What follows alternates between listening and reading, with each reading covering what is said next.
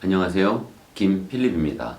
오늘은 지난번 중학교 3학년 1학기 수학 핵심 요점 총정리에 이어서 중학교 3학년 2학기 수학 꼭 완벽하게 해내야 할 곳, 그리고 상대적으로 비중을 좀 줄여도 되는 곳, 또한 상위 과정까지도 연결시켜야만 하는 곳 등을 핵심을 찍어서 말씀드리겠습니다. 첫 번째 단원 삼각비, 조금 더 세부적인 단원으로 들어가면 교과서마다 표현은 좀 다르지만 삼각비의 뜻과 값, 그리고 삼각비의 활용인데 이건 길이를 구하는 거, 그리고 삼각비 활용 중에 넓이를 구하는 이런 활용 파트까지 돼 있는, 당연히 활용도 아주 베이직한 거겠죠.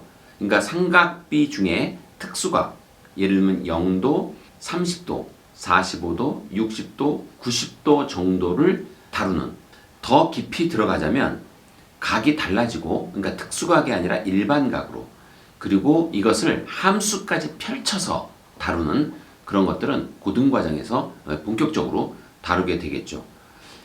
여기서 이 중등 삼각비에서는 어차피 본격적인 삼각비와 삼각함수에 대해서 고등과정에서 다루되, 고등과정의 전초전인 이 중학교 3학년 2학기 삼각비에서는 삼각비하고 친해지는 게 가장 중요한 포인트입니다. 이 부분을 대부분 간과하고, 그리고 이 부분을 대부분이 놓치고 지나가요.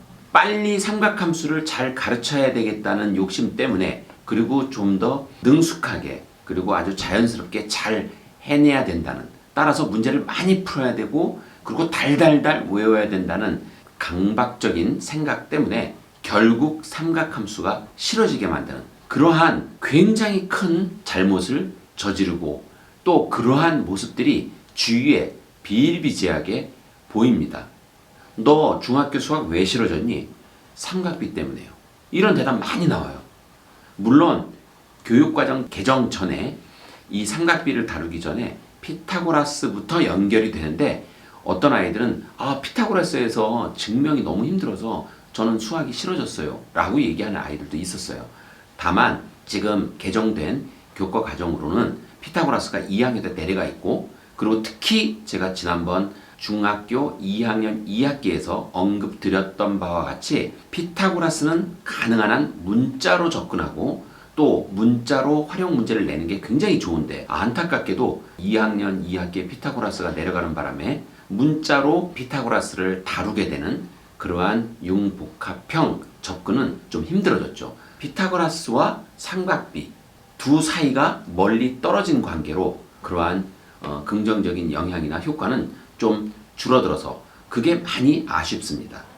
다음번 교육과정 개편 때는 가능한 한 피타고라스와 삼각비, 그리고 이 피타고라스와 삼각비를 언급하는 또는 본격적으로 진입하는 전에 인수분해와 완전제곱식을 꼭 거치게 해서 그런 순서로 삼각비와 피타고라스를 접근하게 하면 아마 수학의 발전이나 아니면 수학에서 얻어지는 긍정적인 효과가 더 클 것이라 감히 생각합니다. 자, 여기서 이 삼각비에서 가장 중요한 건 삼각비를 달달달 외우게 하는 것이 아니라 삼각비랑 친해지게 만드는 거.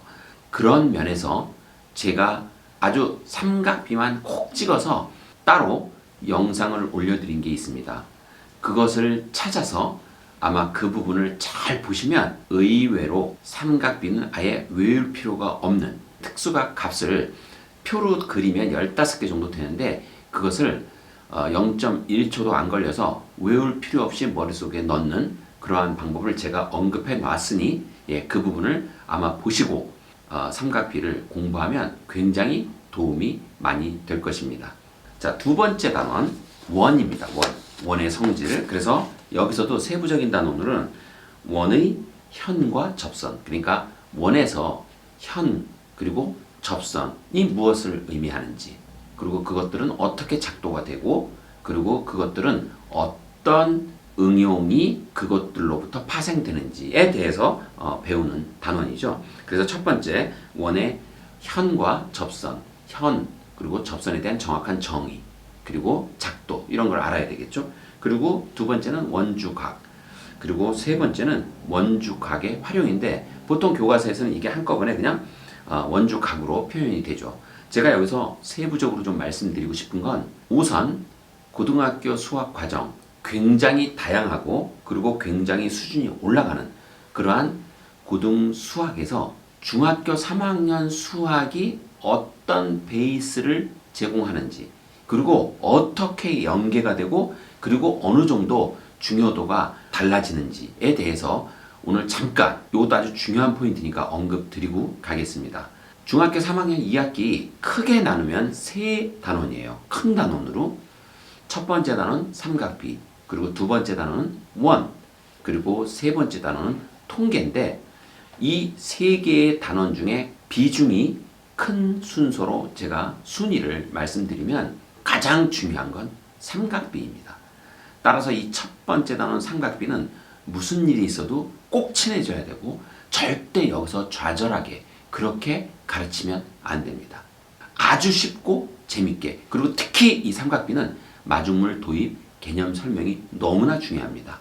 그리고 두 번째 비중이 큰 건 마지막 단원인 통계, 그리고 이 원이 사실은 중학교 3학년 2학기에서는 고등과정과 연계가 가장 떨어지는, 물론 그렇다고 안 중요하다는 건 아닌데 세 개의 단원 중에 가장 비중이 작은 단원입니다. 여기서 보통 학생들이 그리고 가르치는 선생님들 중에서도 살짝 착각하는 게 있는데 이 원이라는 단어 때문에 사실은 고등학교 가면 기하 영역 그리고 도형의 영역에서 원을 정말 많이 다루게 돼요.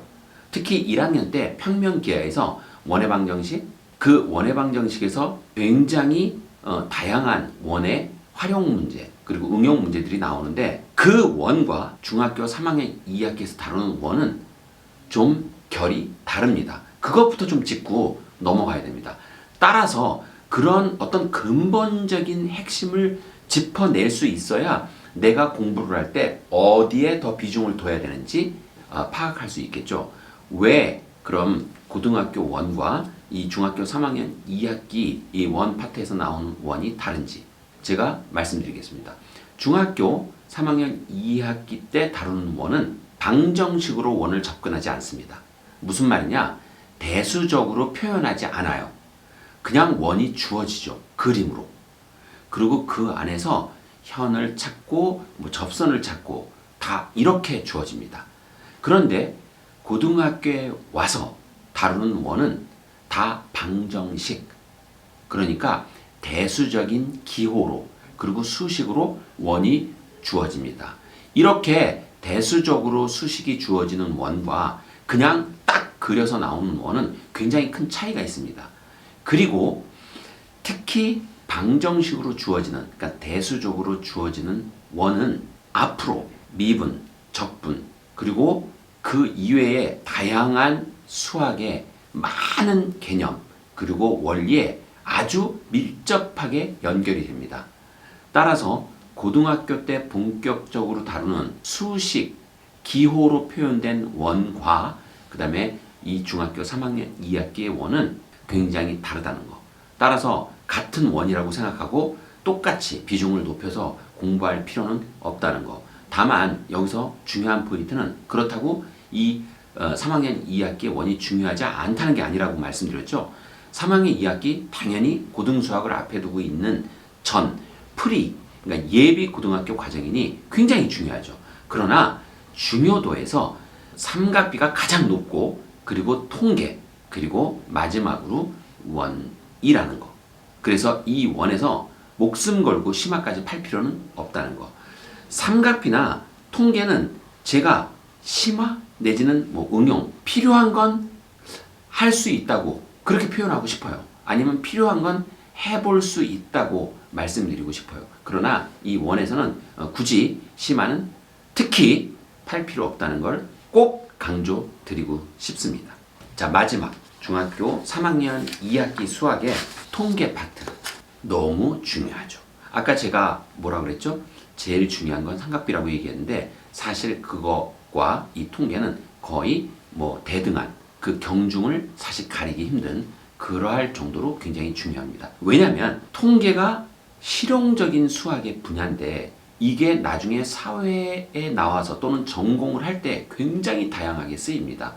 그리고 우리 일상생활과 아주 밀접하게 닿아 있어요. 그래서 이 통계는 특히 각 개념이 다 마중물 개념 도입 설명으로 접근이 돼야 됩니다.